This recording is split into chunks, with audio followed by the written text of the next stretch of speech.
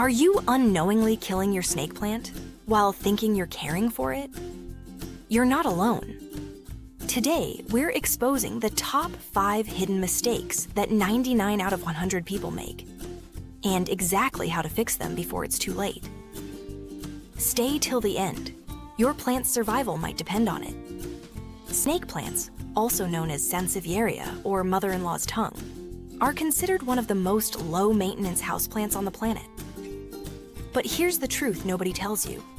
They're easy to care for, until they're not. Most plant owners are missing subtle but critical cues, the kind that lead to drooping leaves, root rot, and eventually, a sad, dying plant. In this video, you'll learn 5 overlooked but fixable mistakes that could bring your snake plant back to life, or keep it thriving for years to come. Let's start with the most common and deadly mistake: overwatering. Snake plants are succulents. They evolved to survive in dry, arid climates, storing water in their thick, upright leaves. So why do most people kill them with kindness? Because we're trained to believe that plants need regular watering, like once a week. But for a snake plant, that's lethal. Here's how overwatering silently destroys your plant. The roots stay wet for too long. Oxygen can't reach the roots. Root rot sets in, often with no warning signs. Symptoms may show up weeks later as yellow leaves, mushy stalks, or collapse. How to fix it? Only water when the top 2 to 3 inches of soil are completely dry. Use a well-draining mix. Cactus or succulent soil works best. In winter, water only once every 3 to 4 weeks. But even if you water perfectly, you might be sabotaging your plant with something as innocent as your pot. It looks amazing on Instagram. Aesthetic ceramic pot. Marble finish, no visible drain hole. Perfect, right? Wrong.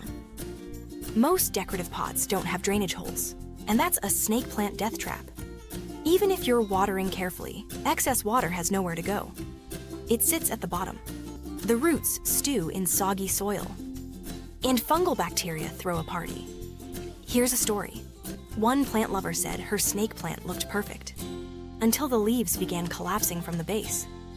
Turns out, the water had been pooling at the bottom for weeks. Invisible death. Solution: always use a pot with drainage holes.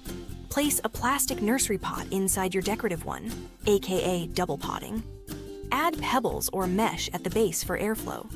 But even if your soil and pot are perfect, your snake plant might still be suffocating in darkness. Snake plants are famous for surviving in low light. But here's what they don't tell you. Survive isn't the same as thrive. These plants come from West African deserts, where they get bright, indirect sunlight most of the year. So what happens when you toss them in a dark bathroom? They go dormant, they droop, they lose their vibrancy and lean toward the nearest light source. It's called etiolation. How to fix it? Place your plant near a bright window. East or north facing is ideal. Avoid direct afternoon sun, it can scorch the leaves.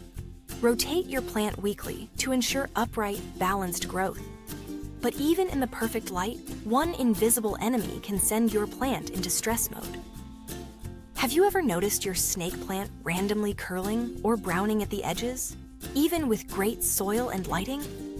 It might be your air conditioner or heater. Snake plants hate sudden temperature changes, cold drafts, heater blasts, open windows. These environmental shocks cause leaf curling, tip burn, and slowed growth. Let's break it down. Ideal temp, 65-85 degree, 18-29 degree C. Drafts from AC units, unsure stress heating vents dry the plant and cause browning. What to do? Keep your plant away from vents, radiators, or drafty doors. Use a thermometer to monitor areas near windows, or doors group plants together to create a microclimate. We've saved the most overlooked, but most common, mistake for last. Fertilizer is food for plants, but too much? It's like force-feeding your plant fast food every day. Over-fertilizing builds salt deposits in the soil, burning the roots and turning leaf tips yellow or brown. And here's the kicker. Snake plants grow slowly. They don't need much at all. How to feed properly.